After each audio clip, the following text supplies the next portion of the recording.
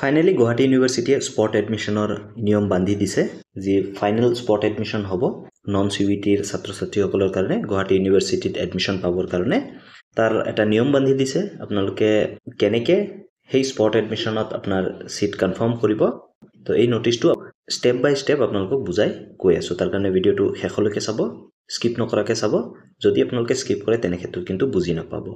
প্ৰথমতে আপোনালোকক কৈ দিওঁ যে আপোনালোকে ইয়াৰ কাৰণে গুৱাহাটী ইউনিভাৰ্চিটিত ভিজিট কৰাৰ কোনো দৰকাৰ নাই ইয়াত ক্লিয়াৰলি লিখিছে যে physically presence of applicant at the Guwahati university campus is not required আৰু এই কাউন্সিলিং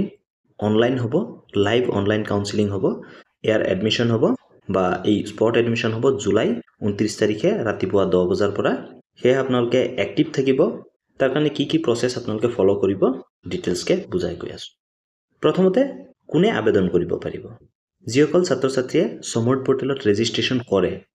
আৰু সিহঁতে গুৱাহাটী ইউনিভাৰ্চিটিত এপ্লাই কৰে তেনেকুৱা ছাত্ৰ ছাত্ৰীয়েহে এই লাইভ কাউন্সিলিঙত পাৰ্টিচিপেট কৰিব পাৰিব যদি আপোনালোকে সমৰ্থ পৰ্টেলত ৰেজিষ্ট্ৰেশ্যন কৰা নাই আৰু গুৱাহাটী ইউনিভাৰ্চিটিত আবেদন কৰা নাই তেনে ক্ষেত্ৰত কিন্তু আপোনালোকে নোৱাৰে হয়তো আপোনালোকে আগত ৰেজিষ্ট্ৰেশ্যন কৰিছিলে বা আপোনালোকে নতুনকৈ ৰেজিষ্ট্ৰেশ্যন কৰে তেনে ক্ষেত্ৰতে আপোনালোকে পাৰিব দ্বিতীয়তে যে আপোনালোকে এই লাইভ কাউন্সিলিঙত পাৰ্টিচিপেট কৰিবলৈ 26 জুলাই 2025 আবেলি 4 বজাৰ পৰা 28 জুলাই 2025 আবেলি 4 বজালৈকে আপোনালোকে অনলাইন gu.in ত ৰেজিষ্ট্ৰেশ্যন কৰিব লাগিব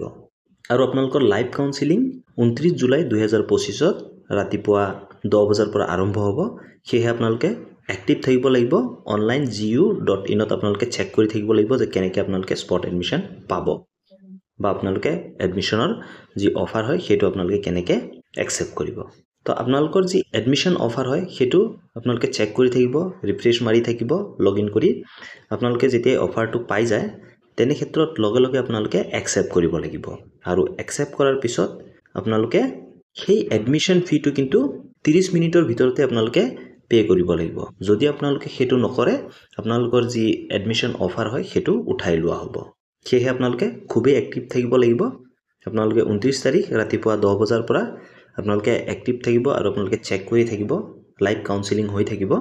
আপোনালোকে যেতিয়া এডমিশ্যন অফাৰটো পাই যায় লগে লগে আপোনালোকে একসেপ্ট কৰি 30 মিনিটৰ ভিতৰতে আপোনালোকে এডমিশ্যন ফিটো অনলাইন যোগে দি দিব লাগিব আৰু ইয়াৰ পিছতে আপোনালোকৰ এডমিশ্যনটো কনফাৰ্ম হৈ যাব তাৰ পিছত আপোনালোকে